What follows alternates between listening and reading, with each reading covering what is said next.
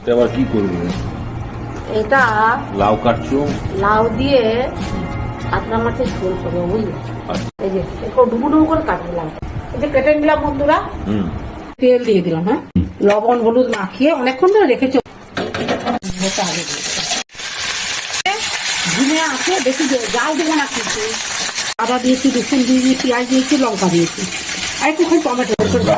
হ্যাঁ, তেজপাতা, শুকনো লঙ্কা ফোড়ন দিলাম, করে লাউ কেটেছি, একটু কাঁচা লঙ্কা দিই, টমেটো দিয়ে হলুদ দিলাম, লবণও দিয়ে দিলাম, লাউ দিয়ে কাঁচা মতো ঝোল করে, তাই তো কাশ্মীরি লঙ্কা দিলাম, টাকা দিলাম, ঢুকবে তো, যার জন্য একবার একটু ভেজে নাড়াচাড়া করে দিয়ে দিলাম। আমি থাকতে থাকতে অনেক শিখে গেছি। দিয়ে দেবো। ফুটে গেছে। কি দিলাম বন্ধুরা, ঝোল কিন্তু কমপ্লিট।